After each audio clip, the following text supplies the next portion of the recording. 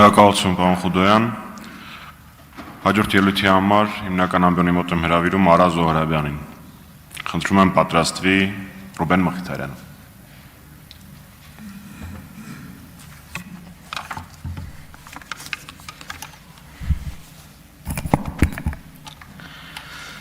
Ողջունում եմ ձեզ հարգելի գործընկերներ,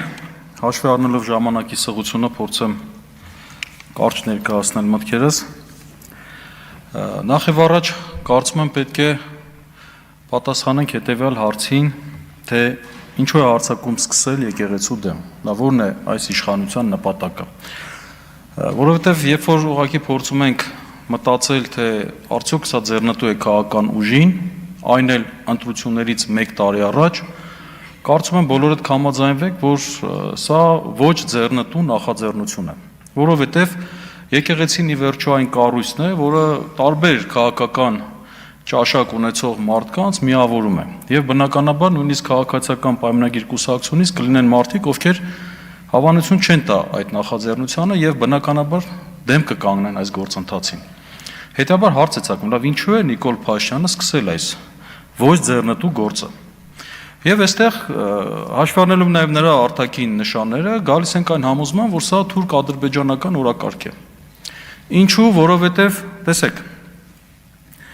բոլորս էլ լավ գիտենք, որ եկեղեցին հայի ինքնության պահպանման կարևոր պահապանն է։ Եվ Սփյուռքի ու Հայաստանի կապող օղակը։ Սփյուռքում որտեղ կա եկեղեցի, որ բնակավայրում եկեղեցի կա,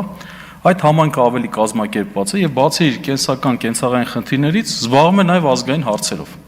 Իսկ դա բնականաբար նյարդայնացնում է նաեւ թուրք-ադրբեջանական այս ուժերին։ Եվ եթե տեսնենք, որ հիմա Նիկոլ Փաշինյանը ակտիվորեն ինչ ազգային է փորձում է ոչնչացնել, բնականաբար մենք արդեն պարզ տեսնում ենք, թե որտեղից է թելադրվում այս ամենը։ Այնպես որ այս նախաձեռնությունը քաղաքական այսպես ասեմ, նպատակով չէ։ Երկրորդ, ով է հանդես գալիս բարեփոխման դիրքերից։ Սա շատ կարևոր հարց է, այսինքն ով է այն բարի հովիվը, որը ուզում է բարեփոխել եկեղեցին։ Հիմա եթե օրինակ Ալիևը հանդես գա այն նախաձեռնությամբ, որ Հայաստանի բանակը մարտունակ չէ եւ փորձի բարեփոխել մեր բանակը, արդյոք մենք հավատալու ենք Ալիևի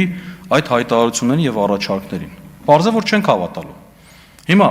Նիկոլ Փաշինյանը, որը ուզում է եկեղեցին բարեփոխել, ինչ որակներ ունի։ Արդյոք նա հենց այդ անձն է։ Երբ որ նայում ենք իր կենսագրությանը, հասկանում ենք, որ այս անձը մկրտվել է 2007 թվականին 32 տարեկան հասակում։ Իր ամուսնությունը եկեղեցական կարգով չի կատարել։ Իր ամուսնությունը նույնիսկ պետական գրանցման չի ենթարկել, ժողովրդական լեզվով ասած ԶԱԳՍ-ով։ Եվ իր, այսպես ասած, պատարակներին մասնակցության այդ նախանձախնդրությունը երբեք ցույց չի տվել մինչև բարեփոխիչ դառնալը։ Հիմա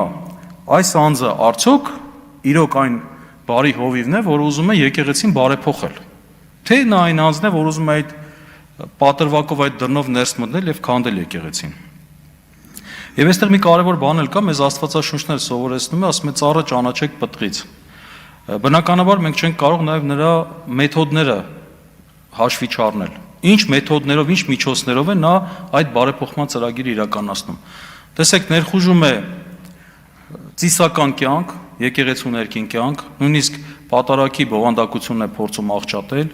խորհուրդ է տալիս, որ եկեղեցու մեջ ծեսի ժամանակ բողոքի ձայն բարձրացնեն, որը ուղղակի ծեսի կատարման խոչընդոտում է եւ քրեականացված է։ Անհարգալից վերաբերմունք է դրսևորում, վեհապար հայրապետի նկատմամբ անուն է տալիս իբրև հոգևոր հանգամանք հաշվի չի առնում, մոռանալով նաև, որ նա վարչապետ է եւ իր պետության օրենքներով վեհապար հայրապետի անձնագրով անունը Գարեգին Բ. Ներսիսյան է։ Նույնիսկ դա հաշվի չի առնում եւ փորձում են այսպես վիրավորական պիտակավորումներով արժեզրկել եկեղեցին մեր աչքի առջև։ Եվ երբ որ նրա գործիքներն էլ նայում ենք, ինչ են անում, նա առաջացնում է պառակտում, առաջին։ Երկրորդ, քաոս է ստեղծում, իսկ Աստված կարգ ու կանոնի կողմն է, եւ երրորդ առաջացնում է հուսահատություն։ Լրիվ այս մեթոդներն է, որ նա կիրառում է։ Երրորդ, արդյոք այս արշավը կաթողիկոսի դեմ է, թե եկեղեցու։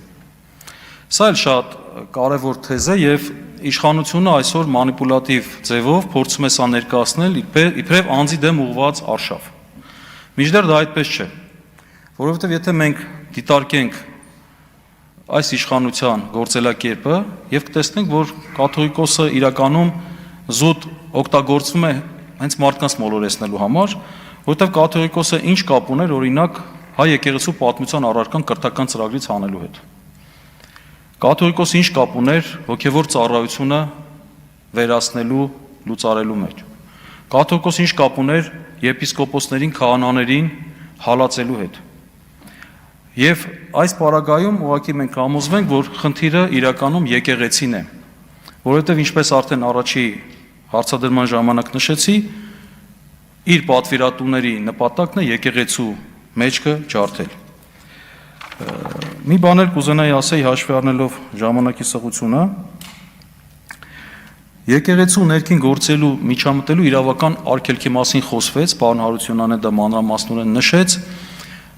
եւ մեր ներպետական օրենսդրությունը եւ մարդու իրավունքների եվրոպական դատանը ուղղակիորեն արգելում են խառնվել եկեղեցու ներքին գործերի մեջ։ Տեսեք, պարզ օրինակով դա կարող ենք հասկանալ։ Եթե պետությունը կարողանա միջամտի եկեղեցու ներքին գործերին, ապա եկեղեցու բոլոր սպասավորներն պետք է դատապարտի, ընդ որում քրեական պատասխանատվության ենթարկի։ Սահմանադրությամբ երաշխարված խտրականության արգելքի սկզբունքը խախտվում է։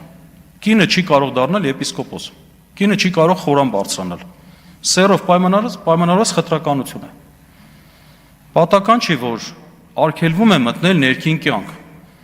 որովհետև այդ կյանքը իրավական գործիքակազմով չես կարող կարգավորել։ Դա մի այնպիսի կյանք է, որտեղ որևէ մեկը չի կարող մոտ գործել եւ չի կարող դատավորը այդ հարցով ներեկեղեցական հարցերով վեճով որոշումներ կայացնել։ Սա մի բան է ցույց տալիս, որ այս իշխանությունը կարմիր գծերը հատել է եւ այս նախաձեռնությունը, որը կարծում եմ շատ կարևոր է եւ հերթական անգամ արձանագրելու է այս ապօրինությունը, ողջունել է, ինչի համար շնորհակալություն եմ հայտնում։ Շնորհակալություն, պարոն Զոհրաբյան։ Հաջորդ ելույթի համար հրավիրում եմ փաստաբան Ռուբեն